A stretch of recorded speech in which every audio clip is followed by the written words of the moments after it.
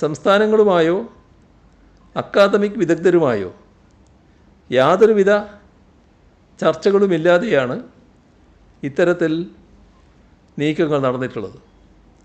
Vice chancellor പദവിയിലേക്ക് academic പരിചയമില്ലാത്തവരെയും നിയോഗിക്കാമെന്ന നിർദ്ദേശവും കരടിലുണ്ട്.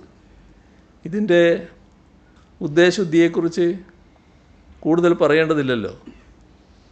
തങ്ങൾക്ക് വേണ്ടപ്പെട്ടവരെ ആ പദവിയിൽ കൊണ്ടിരുത്താനുള്ള വളഞ്ഞ വഴിയാണ് ഇവിടെ കേന്ദ്രം പയറ്റുന്നത്.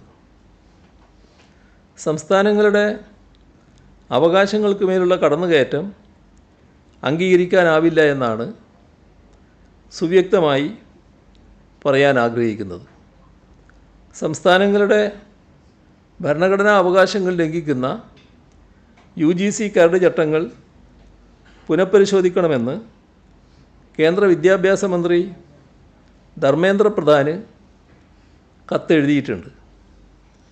ഇതേ വിഷയത്തിൽ BJP ഇതര മുഖ്യമന്ത്രിമാരുടെയും ശ്രദ്ധ ക്ഷണിച്ചിട്ടുണ്ട്.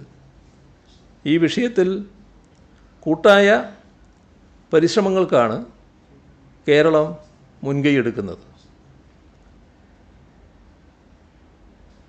ഇന്ന് ചേർന്ന മന്ത്രിസഭാ യോഗം നിർമ്മാണം പൂർത്തിയാക്കിയ കുടുംബാരോഗ്യ കേന്ദ്രങ്ങൾ പ്രവർത്തന സജ്ജമാക്കുന്നതിന് 570 തസ്തികകൾ സൃഷ്ടിക്കാൻ തീരുമാനിച്ചിട്ടുണ്ട്.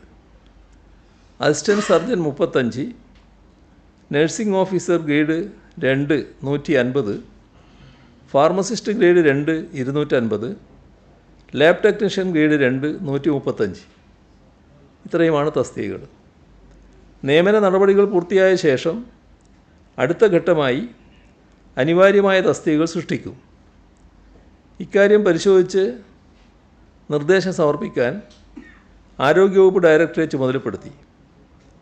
ഓരോ ജില്ലയിലും ആവശ്യം വരുന്ന അസിസ്റ്റൻറ്റ് സർജൻ ഒഴികെയുള്ള തസ്തികകൾ ആരോഗ്യവും കുടുംബക്ഷേമവും വകുപ്പിന് നിശ്ചയിക്കാവുന്നതുമാണ്.